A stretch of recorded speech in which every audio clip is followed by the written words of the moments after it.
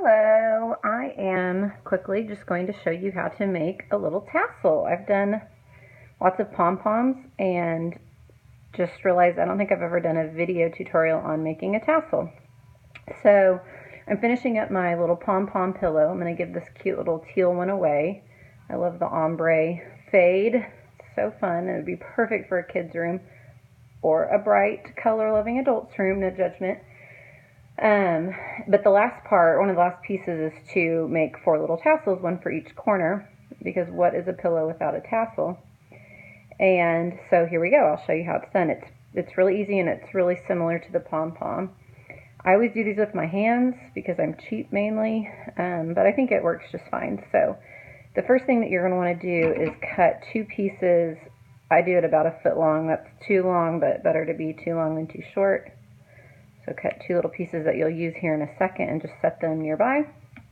And then just grab the end of your yarn here. And depending on the size that you want to make, you can use more or less fingers for making your tassel. For this size tassel, I'm wrapping around all 4 of my long fingers. I don't know. Do these fingers have a name? Non-thumb fingers. Okay, so we'll start there and just start wrapping. And hopefully your yarn will cooperate more than mine is. There we go. Hoping you can hear my husband running the sander in the backyard. That's a really good noise. Okay, here we go. Wrap, wrap, wrap, wrap, wrap. The more you wrap, the fuller it will be. The less you wrap, kind of the floppier, flimsier it will be, and it's just a personal preference. So I just go until it feels right, which not scientific at all. And then you just cut the thread. Okay, and here come in your 2 pieces that you cut at the beginning. So grab one of them and kind of wedge it through between the wad of yarn and your fingers. Okay, and pull it to the top of your index finger and then awkwardly tie it. Okay, here comes the exciting part. Hi. Mouths help a lot in that scenario if you don't have another pair of hands nearby. Okay, so once I get it kind of tied like that, then I take my hand out and I tighten it, and then I tie it again so that it is in a knot and won't come out.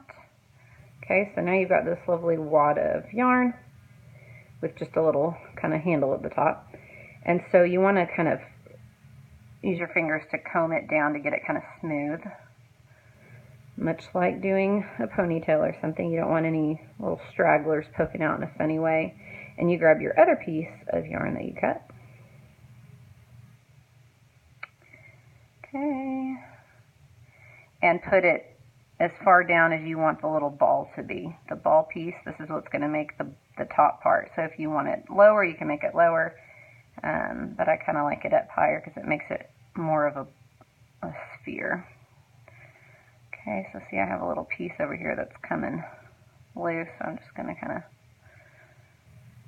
tug it down, tighten this thread, nice and tight, and then pull it tight. Okay, and then the last thing I do before I trim up all the ends is what I need is a needle. Not prepared. So this is totally optional. You could just cut all this and it'd be fine, but I feel like these 2 that you tied around it kind of tend to lay a little funny. They poke out just a little bit.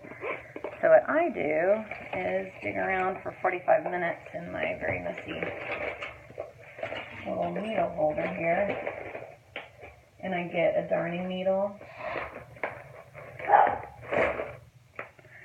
Well, my dog barks at the mailman. It's a delightful tradition that we go through every day. Okay, so I put those 2 pieces in the darning needle, and what I do is I just take it and wrap it around itself up in the ball and then back down the bottom. I remember before we had kids thinking getting dogs was such a good idea. Such a good idea. I was so young. Okay, So anyway, it really didn't change anything other than just kind of the trajectory of these threads. Now they're tucked under with all the rest of them and they won't poke out so much anymore. Okay, so then the last thing that you want to do is cut all your loops.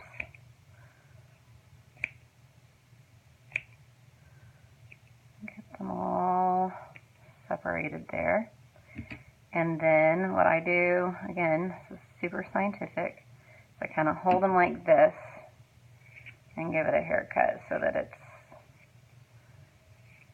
nice and even. Normally, again, do this over a trash can, but the inside of my trash can is disgusting, so you're welcome. Look, pom-pom. Now you can tell the one I made before is a little baby one, and this one is much fatter. So they don't really match very well, but that's okay. That's what makes handmade special, is the things that make it clearly not machine manufactured. So I'll put them on. If I don't like them, I'll remake one of them. But anyway, then after this, I'm going to sew these guys in the corners and then sew it into a pillow, and we're all done. Hope that helps.